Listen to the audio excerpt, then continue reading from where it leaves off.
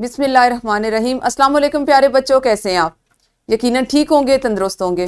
प्यारे बच्चों, आप जानते हैं हम पढ़ रहे हैं अपनी उर्दू और जमात है हमारी चहारम, जिसमें हमने अपने जिस सबक का आगाज कर रखा है वो है टीपू सुल्तान। हम इसको अब तक 5 हिस्सों में पढ़ चुके हैं। हमने काफ़ी चीज़ें ऐसी हैं जो मुकम्मल कर ली, बहुत सी सरगर्मियाँ की और मुख्तलिफ हासिलात ताल्लुम को मुकम्मल करने के लिए, उनको सीखने के लिए जिन महारतों की ज़रूरत थी उनको भी हमने मुकम्मल किया। आज हम अपना सबक नंबर 4.6 पढ़ने जा रहे हैं और इस सबक के हासिलात ताल्लुम कुछ इस तरह से हैं। कहानी के अज्जा, आगाज़, उरूज, इख्तिताम और नतीजा, इसको मद्देनज़र रखते हुए कहानी तहरीर कर सकें। यानी आपको कहानी लिखने का तरीका आना चाहिए, उसके बाद आप एक बेहतरीन कहानी लिख सकते हैं। हम इसको मज़ीद देखते हैं कि किस तरह से आपको कहानी लिखने के अज्जा को आप बयान कर सकते हैं और उस पर कहानी तहरीर कर सकते हैं। सबक का इस्लामी नुक्ता नज़र कुछ इस तरह से है। नबी करीम सल्लल्लाहु अलैहि वसल्लम ने फरमाया, बाप से मुंह ना फेरो, जिसने अपने बाप से मुंह फेरा उसने कुफ्र किया। बुखारी शरीफ से यह हदीस ली गई है और जिसमें वालिदैन और ख़ास तौर पर बाप की जो फजीलत है उसके बारे में बताया गया कि अपने बाप से मुंह ना फेरो। जिसने अपने बाप से मुंह फेरा उसका दर्जा क्या करार दिया गया? कुफ्र के मुतरादिफ है वो। तो हमें वालिदैन तो एक ऐसी चीज़ है, अल्लाह ताला की एक ऐसी अता करदा नेमत है जिससे किसी को भी इनकार नहीं। आप अक्सर सुनते हैं, पढ़ते हैं कि जन्नत माँ के कदमों तले, यानी माँ का मुकाम इतना बुलंद रखा गया है। और साथ ही साथ वालिद के बारे में भी ये बताया गया है कि बाप से मुंह ना फेरो, यानी अगर आप जवान हो जाएं और आपके वालिद साहब जो है वो बुजुर्गी की उम्र तक पहुँच जाएं तो उनसे मुँह ना फेरो, बल्कि उनसे वो वाला बर्ताव करें, वैसा बर्ताव करें जैसा उन्होंने आपके साथ बचपन में किया था। उसको याद करें और फिर अपने वालिद को देखें। आप कभी भी अपने वालिदैन का एहसान नहीं उतार सकते। तो अगर कोई ऐसा करने की गलती या कोताही करता है कि वो अपने वालिद के साथ उससे मुंह फेरे या उनके साथ तल्ख कलामी या कुछ भी ऐसा वैसा करे, तो वो उसने गोया कुफ्र किया। देख लेते हैं कि आज हमने दोहराई में क्या करना है। तो दोहराई में आपके पास है एक इक्तबास महमूद गजनवी से मुतल्लिक, और इसको आपने पढ़ना है और इसके अहम निकात को ज़बानी बयान करना है। पढ़ेंगे भी आप खुद और आज इसको आप ज़बानी बयान करेंगे। ठीक है, करने का अंदाज ये होगा कि आपकी मौलमा अभी आपको ये इक्तबास दिखाती हैं, आप इसको सारे बच्चे मिल के पढ़ लें और उसके बाद इस पर आपकी क्या राय है इसके ख़ास निकात क्या है वो आपने फ़र्दन फ़र्दन बताने हैं जिस बच्चे को मौलमा कहेंगी। वीडियो को रोकिए और जल्दी से दोहराई कीजिए। यकीनन दोहराई तो आपकी मुकम्मल हो चुकी होगी। अच्छा, आपको यहाँ तस्वीर एक दिखाई दे रही है, मतलब एक घोड़ा है और उस पर घोड़सवार है, ऐसा ही है ना? मैं आपको बताती हूँ कि इसमें हो क्या रहा है या इस तस्वीर का मकसद क्या है। एक दफ़ा का जिक्र है कि एक घुड़सवार कहीं जा रहा था। उसका गुजर एक पहाड़ी इलाके से हुआ। जिस पगडंडी पर वो सफ़र कर रहा था वो एक गार में दाखिल हो गई। गार के अंदर घुप अंधेरा था। पगडंडी वो रास्ता होता है, मखसूस रास्ता जो मैदानों में, खेतों के इर्द गिर्द या ऐसी जगहों पे बना हुआ होता है, पहाड़ों पर भी। ठीक है, अब यहाँ पर पहाड़ी इलाके से एक घुड़सवार का जिक्र किया जा रहा है जो पहाड़ी इलाके से जाता है।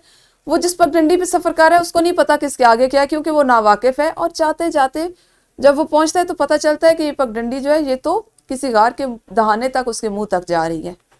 जी, तो अब आप मुझे बताएं कि आपने जो कुछ पढ़ा ये क्या था?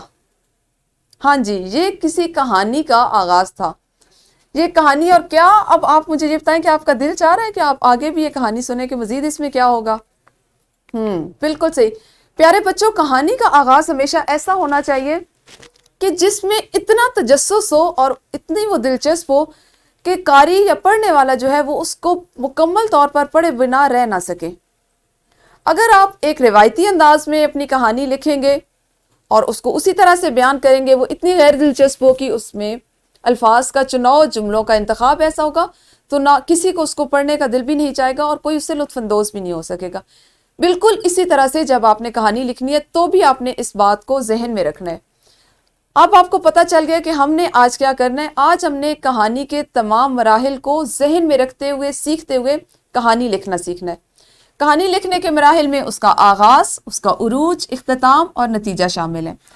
इन चारों मराहिल पर काम करते हुए हमारी कहानी मुकम्मल होती है। अगर इसमें से किसी एक पे भी काम ना किया जाए, किसी एक को भी नज़रअंदाज कर दिया जाए, तो आपकी कहानी نامکمل تصور کی جاتی ہے۔ پیارے بچوں، متن سبق کا جس کو ہم دیکھ لیتے ہیں کہ ہم نے کہانی لکھنے کے جو اجزاء یا جو مراحل ہیں اس کو کس طرح سے بیان کرنا ہے، کس طرح سے اس پہ کہانی تخلیق کی جا سکتی ہے۔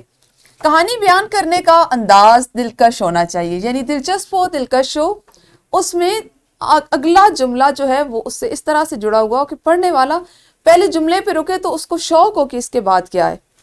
واقعات کی ترتیب روزمرہ زندگی سے ہم آہنگ ہونی چاہیے۔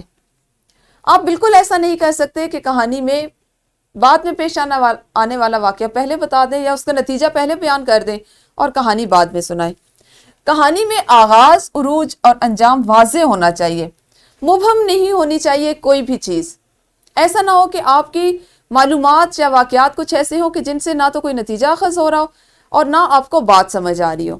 اس کے بعد کہانی کے واقعات ہمیں کوئی نہ کوئی سبق دیتے ہیں، اسے نتیجے کے طور پر سب سے نیچے واضح طور پر لکھنا چاہیے۔ جیسے ابھی جب ہم نے اگر ہم بات کریں تو آپ نے شیر اور چوہا کی کہانی پڑھی ہوگی۔ اگر آپ پوری کہانی پڑھ لیں اور سوچیں تو اس میں کیا ہوا کہ پہلے جو چوہا ہے جب وہ شیر کے بالوں میں کھیل رہا تھا تو شیر نے اس کو پکڑ لیا تو اس نے مدد اس سے رحم کے لیے کہا، رحم کی اپیل کی اور اسے کہا کہ مجھے چھوڑ دو، میں کبھی تمہاری مدد کروں گا۔ اس میں شیر نے نرم دلی دکھائی اور چوہے کو آزاد کر دیا۔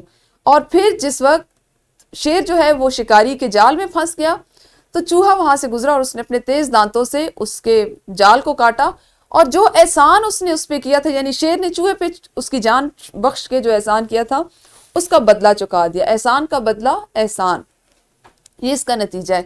ٹھیک ہے، اب آپ کی کتاب میں کہانی کے اجزاء اور اصول کس طرح سے دیے گئے ہم اس پہ بھی بات کر لیتے ہیں کہ کسی بھی کہانی کے 4 بنیادی اجزاء ہوتے ہیں: آغاز، عروج، اختتام اور نتائج۔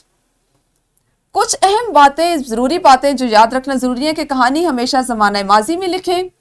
کہانی لکھتے وقت واقعات کی ترتیب کا خیال رکھیں۔ کہانی کے اوپر عنوان لکھیں اور آخر میں نتیجہ یا اخلاقی سبق جو آپ نے اس سے سیکھا وہ ضرور تحریر کریں۔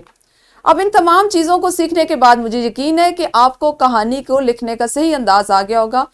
ان تمام باتوں کو ذہن میں رکھتے ہوئے ایک انفرادی سرگرمی کیجیے۔ کسی کتاب، رسالے یا میگزین سے پڑھی ہوئی کوئی دلچسپ کہانی، اس کا خاکہ، آغاز، عروج، اختتام اور نتیجہ تحریر کریں۔ آپ کو اکثر یہ بات ہم کہہ رہے ہوتے ہیں کہ آپ نصابی کتب کے علاوہ دیگر جو کتابیں ہوتی ہیں، دلچسپ کتابیں جن کا آپ کو پڑھنے کا شوق ہے انہیں ضرور پڑھا کریں۔ اسی بات کو ذہن میں رکھتے ہوئے ویڈیو کو روکیے اور جو کہانی آپ نے ماضی قریب میں پڑھی ہے اس کو ذہن میں رکھیں اور اس کا ایک خاکہ بنائیے۔ جی، انفرادی سرگرمی تو آپ کی ہو گئی مکمل۔ اب آپ کریں گے گروہی سرگرمی۔ گروہی سرگرمی میں آپ نے 3 طلباء نے مل کر کام کرنا ہے اور ایک دوسرے کی مدد سے اپنے اپنے خاکے پر مکمل کہانی لکھنی ہے۔ طریقہ اس کا اس طرح سے ہوگا کہ آپ لوگوں نے جو خاکہ بنایا، اب 3 طلباء مل جائیں اور ایک دوسرے کو اپنا خاکہ بتائیں، اس پہ سب اپنی رائے دیں گے۔ ہو سکتا ہے کہ آپ نے جو کہانی سنی ہو، پڑھی ہو، جب باقی بچے اس میں اپنی رائے کا اظہار کریں تو وہ شاید اس سے مختلف ہو جائے یا اس سے بہتر ہو جائے۔ اب جب آپ تینوں اپنی اپنی کہانی کے خاکے پر ایک دوسرے سے بات کر لیتے ہیں، ایک دوسرے سے تبصرہ کر لیتے ہیں، اس کے بعد آپ خود سوچیں کہ جو کہانی آپ نے پڑھ رکھی تھی وہ اس خاکے کے مطابق بہترین ہے یا اس میں جو مزید اضافے آپ کے ساتھیوں کی مدد سے ہوئے وہ زیادہ بہترین ہے۔ جو آپ کو بہتر لگے اپنے گروہ میں رہتے ہوئے بات چیت کرتے ہوئے اس کہانی کو تحریر کیجیے۔ گروہی سرگرمی آپ کی مکمل ہوگی۔ اب آپ کریں گے مشق میں آپ کا سوال نمبر 10۔ درج ذیل نکات کو مد نظر رکھتے ہوئے مختصر کہانی لکھیں۔ جنگل کے قریب درخت کے نیچے عورت کا ٹوپی سینا، درخت کے قریب لنگڑاتے ریچھ کا تکلیف میں چلنا، عورت کا ریچھ کے پاؤں سے کانٹا نکالنا اور ریچھ کا کچھ دیر بعد پھلوں کی ٹوکری کے ساتھ عورت کے پاس آنا، اور پھر یہاں پہ اس کا نتیجہ۔ یہ آپ کا مشق کا کام ہے جس کو آپ مکمل کریں گے، اور گھر کے کام میں آپ کے پاس ایک ورک شیٹ ہے جس میں ہے پہلا سوال کہانی لکھنے کے اصول بیان کریں اور دوسرا سوال ادھوری کہانی کو دلچسپ انداز میں مکمل کریں۔ آدھی کہانی، ادھوری کہانی آپ کے لیے دے دی گئی ہے، آپ نے اب اپنی سمجھ کے مطابق اس کو گھر جا کر مکمل کرنا ہے۔ یہ تھا ہمارا آج کا کام جو مکمل ہوا۔ کل اسی سبق کے اگلے حصے کے ساتھ ملیں گے، اس وقت تک اپنا خیال رکھیے۔ اللہ حافظ، شکریہ۔